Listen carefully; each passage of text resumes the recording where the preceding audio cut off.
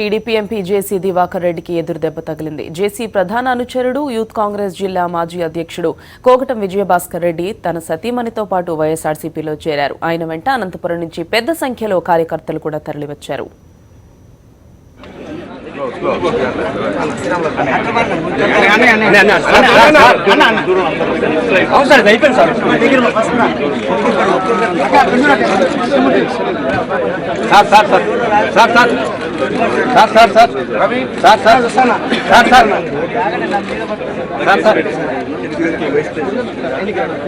గోవింద్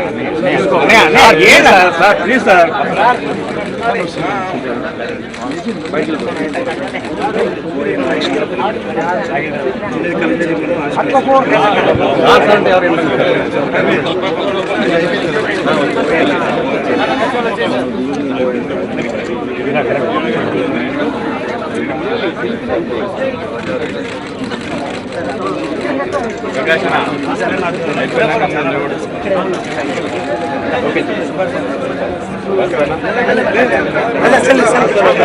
అన్న సెల్ వస్తున్నా మేము ఇస్తా ఉన్నా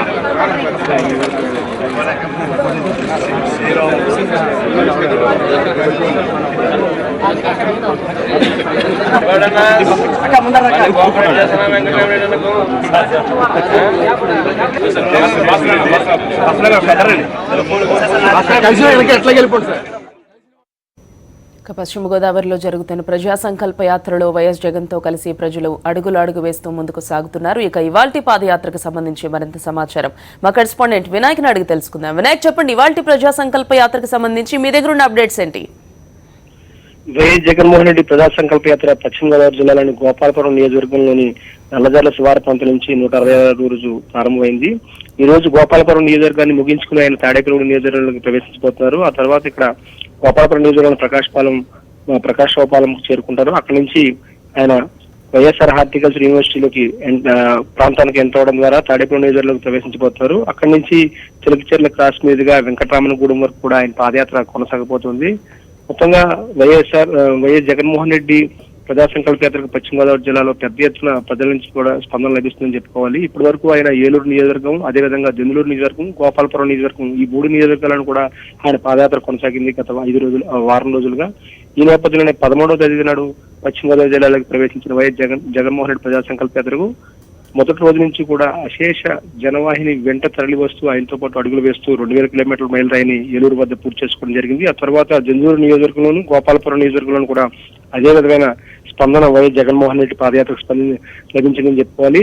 పెద్ద ఎత్తున నిన్న నల్లజర్ల వద్ద వైఎస్ జగన్మోహన్ రెడ్డి పాదయాత్రలో అడుగులు వేసుకుంటూ భారీ ఎత్తున ప్రజలు పాల్గొనడం జరిగింది. మరోవైపున ఈ రోజు ఇక్కడ అనంతపురం జిల్లాకు సంబంధించిన TDP MP JC Divakar Reddy ప్రధాన అనుచరుడిగా ఉన్న యూత్ కాంగ్రెస్ మాజీ జిల్లా అధ్యక్షుడు కోకటం విజయభాస్కర్ రెడ్డి వైఎస్ జగన్మోహన్ రెడ్డి సమక్షంలో పార్టీలో చేరడం జరిగింది. ఆయనతో పాటు ఆయన సతీమణి శ్రీదేవి కూడా పార్టీలో చేరడం జరిగింది.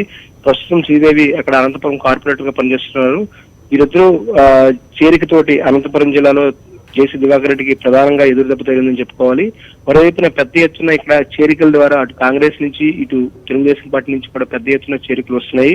నిన్న కూడా కాంగ్రెస్ పార్టీకి సంబంధించిన మాజీ ఎంపీపీ చిన్న వెంకటేశ్వరరావు, నల్లజర్ల మండలానికి సంబంధించిన చిన్న వెంకటేశ్వర మాజీ ఎంపీ కూడా చేరడం జరిగింది. ఈ నేపథ్యంలోనే అటు కాంగ్రెస్ నుంచి ఇటు తెలుగుదేశం పార్టీ నుంచి కూడా పెద్ద ఎత్తున వైఎస్ జగన్మోహన్ రెడ్డి పాదయాత్రకు వస్తూ వారందరూ కూడా పార్టీలో చేరడానికి ఆసక్తి కనబరుస్తున్నారు. మరోవైపున పశ్చిమ గోదావరి జిల్లాలో అడుగడుగునా కూడా అంటే ఇక్కడ గత 2 రోజులుగా గోపాలపురం నియోజకవర్గంలో ప్రధానమైన రైతు సమస్యలన్నింటినీ కూడా జగన్మోహన్ రెడ్డి ప్రస్తావిస్తూ ముందుకు సాగుతున్నారు. ప్రధానంగా పొగాకు రైతులు కావచ్చు, గిట్టుబాటు ధర లేదని వారు జగన్మోహన్ రెడ్డి కలిసి వినియోగించుకోవడం జరిగింది.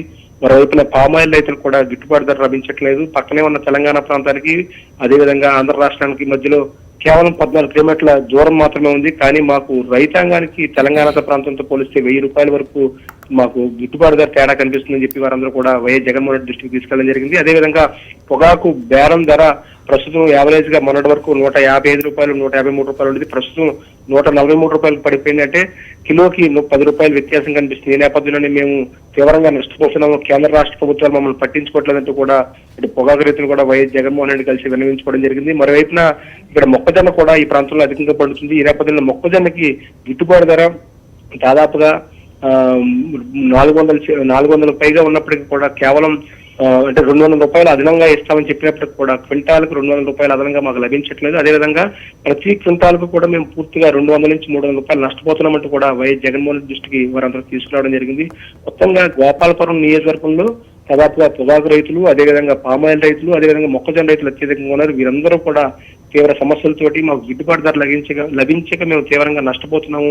ప్రతి ఎకరానికి కూడా మేము దిగుబడి దాదాపుగా 20,000 నుంచి 15,000 రూపాయలు నష్టపోతున్నామంటూ కూడా వారు చెప్పడం జరిగింది. పశ్చిమ గోదావరి జిల్లాలో వైఎస్ జగన్మోహన్ రెడ్డి ప్రజా సంకల్ప యాత్రకు 166 రోజు కూడా పెద్ద ఎత్తున స్పందన లభిస్తుంది. ప్రస్తుతం Right, Vinayak. ప్రకాశోపాలకి చేరుకోబోతున్నారు. Thank you for the updates.